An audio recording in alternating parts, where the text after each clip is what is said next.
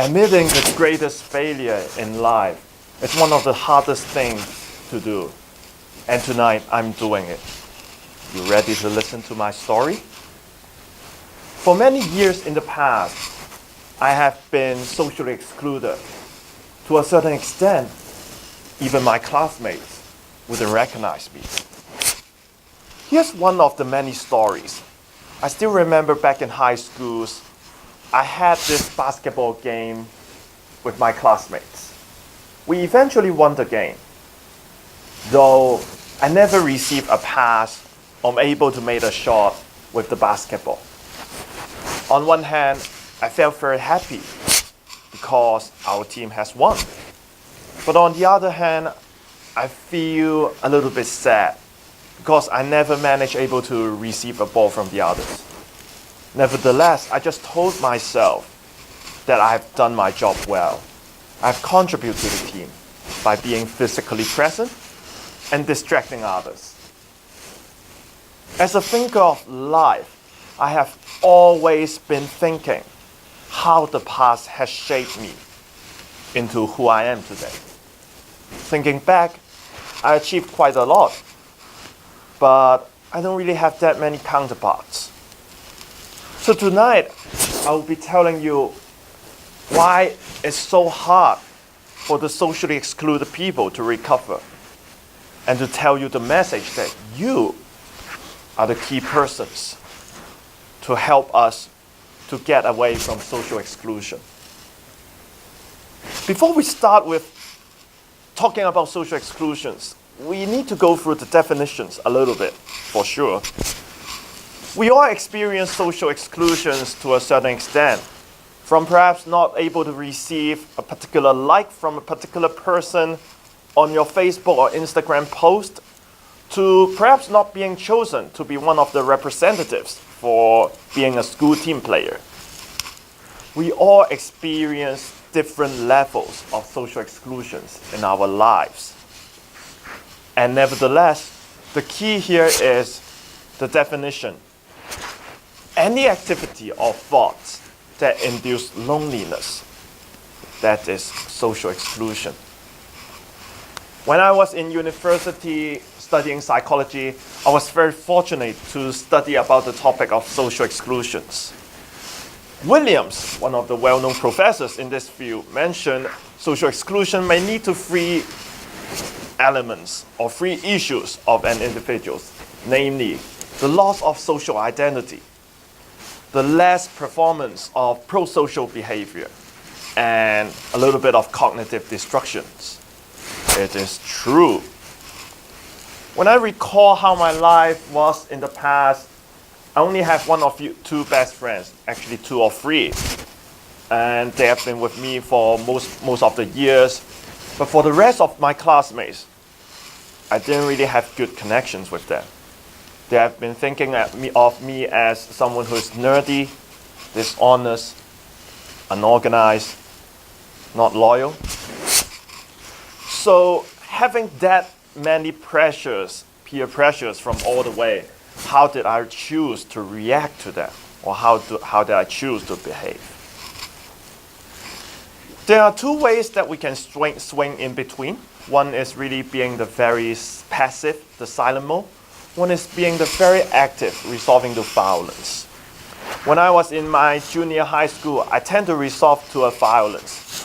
Whenever something went crook or went a little bit wrong, I resolve it to physical violence, bullying other classmates, moving objects from one side to the other side. Eventually, I received a complaint, a warning letter from the discipline committee, warning me that if I repeat the behavior again, I would be expelled. I thank for that experience, so I never resolved to violence again. As the year grew by, I understand study is becoming way more important because of the A-levels, and A-levels determine my university life if I get any ticket there.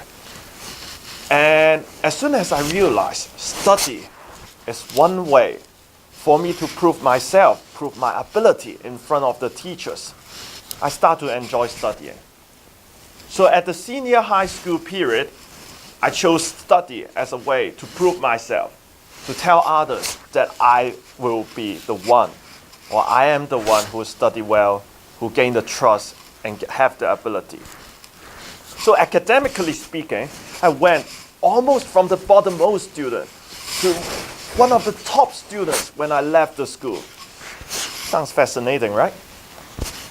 But all the glorious achievements behind that, I don't really have that many supports. Not many people are really in favor or cheering for me.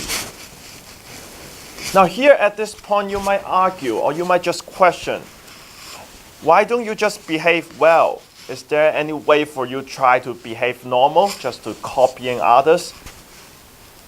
Yes, perhaps there is. But the truth is, given that when I was at that age or at that period, I have no choice. Psychology has a concept called vicarious learning, which is to say individuals learn things through hearing, saying, or any other senses from the others, rather than direct or hands-on instruction from your peers or your teachers.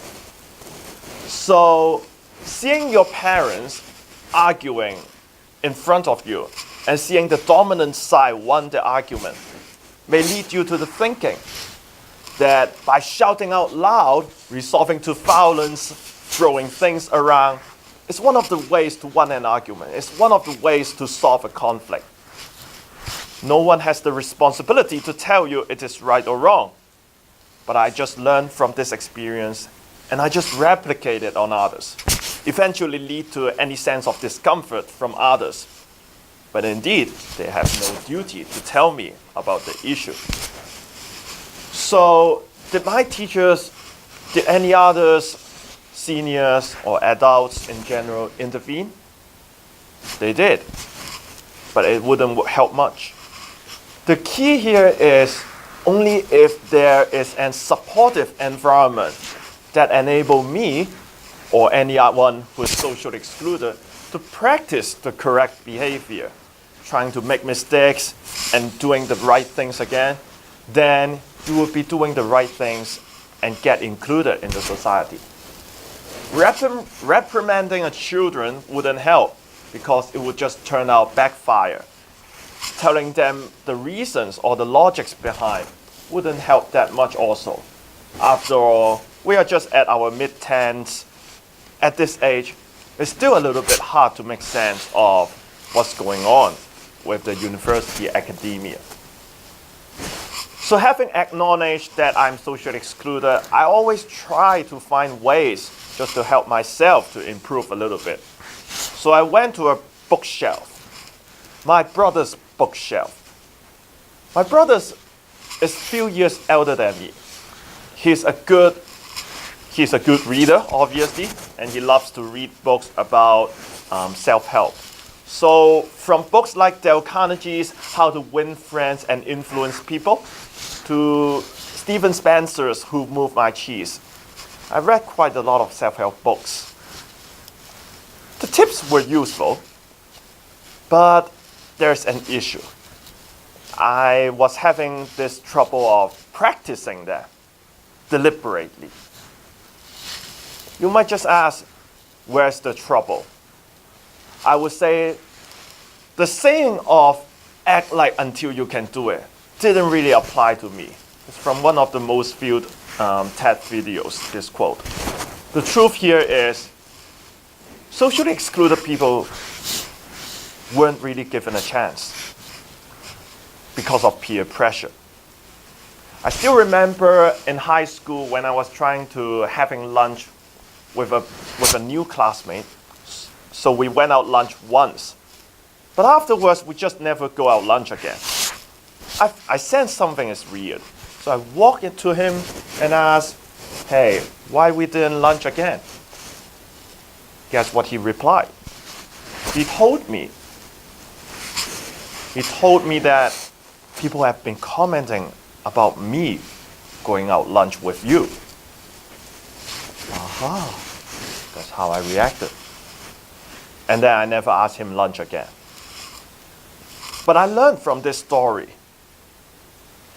The threshold for someone to accept me, someone who is socially excluded, is displaying this honest sincerity in front of people trying to improve themselves. The threshold for them to accept this is very, very high to overcome. In the Chinese classic, three-character classic, there is a saying of men are naturally good. Our habits were drastically different. It is true. We had our habits rooted since our childhood or early ages, and it's not easy to take it out away.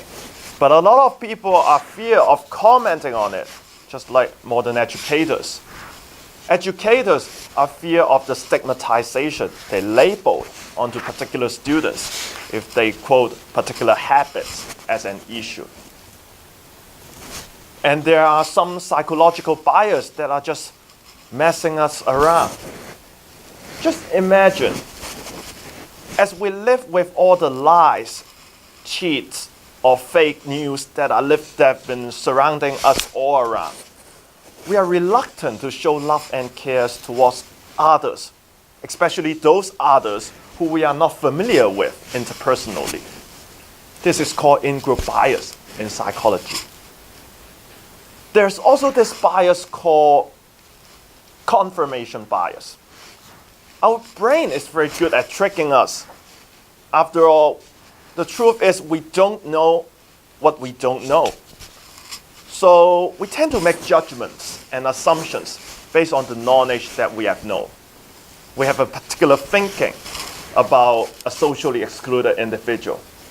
If I tell you someone is socially excluded, you might just be looking for behaviors or signs, indicators that tells you he or she is socially excluded. Confirmation bias.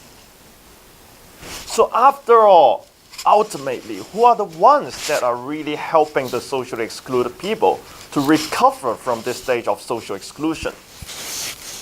In one of the most viewed TED Talk videos, Robert Waldinger, one of the well-known professors studying happiness, he mentions that good relationships keeps us healthier and stronger.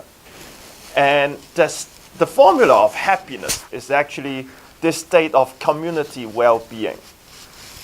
If displaying a simple helping behavior actually can make you happy, why? Why we are not doing it? At times, we may feel socially excluded. We feel lonely. But what are the reasons that hinder us from not approaching people from all around? I observe 3 reasons in general. The first reason is we don't really think it is a problem. I still remember back in high school, I never see social exclusion as a problem around me. I attribute to my independent personality, to my relative maturity, rather than my awkward social behavioral pattern. And as long as my entertainment device, I mean my computer back then, functioned well, and I can play my computer games, life seems to go pretty normal. The second reason, or the second excuse that we give to ourselves is really that people are entering different stages of life. From studying hard for your DSE, your A-levels, to studying for your university midterms, having your career journey, having your own family. We feel like everyone is moving on. So it's not really a good time. As soon as we know maybe our friends, they get married and have a life that is centered to maybe their kids' descendants, we know the regular happy hour week that happens in the weekends would very soon become history. The third reason is probably the most intuitive and easiest reason to understand, is that we just think people are like us. We have a busy schedule to keep. So finding someone may just cause a little bit of disturbance. If I just ring a call, the phone rings, it may just cause a little bit disturbance to others.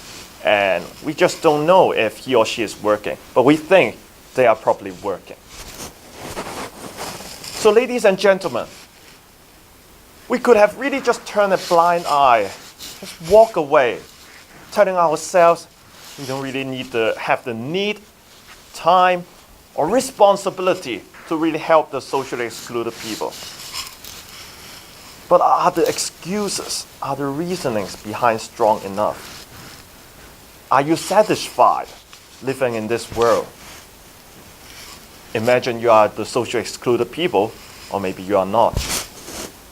I believe this world just needs a little bit more of supportive element here. We need to build less wall and more bridges. When I was in university, things go a little bit better because I technically have a new start. New start in the sense of new cohorts, new environment, and I start to practice my behavior a little bit better and better, and it went handy. Having engaged in serious relationships, better family bonding, I came to realize this community well-being, this strengthening of interpersonal relationships helps a lot from escaping social exclusions.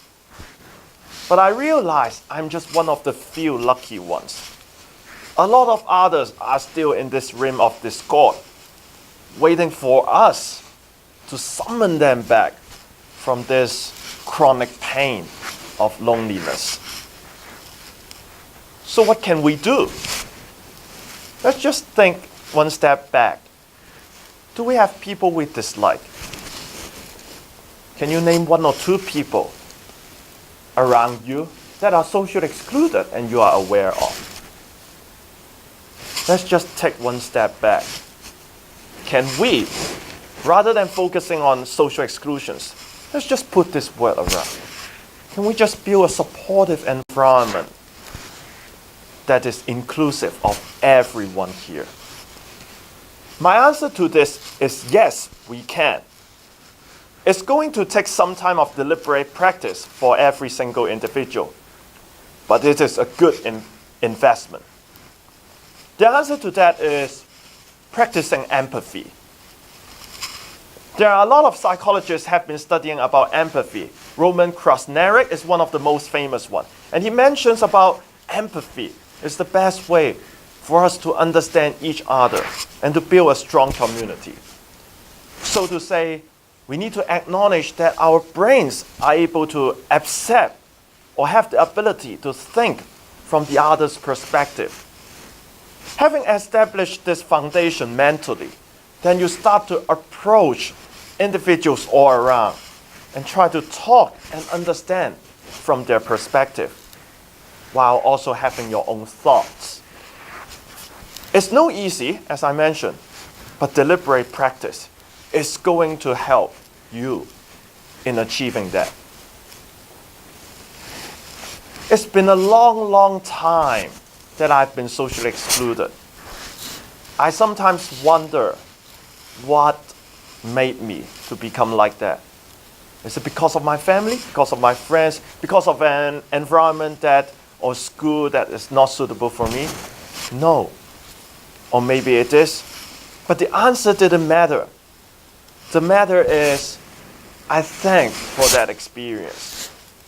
Without this experience, it wouldn't happen for me to be standing here sharing this story. It wouldn't happen that I realized, I figure out that I have this experience and I'm able to share with others the pain about social exclusions and how we can walk through that. And most importantly, you are the key holder to making that change. Somehow at this stage now, I thank those who have been socially excluded me. And I am constantly thinking, where are they now? Thank you.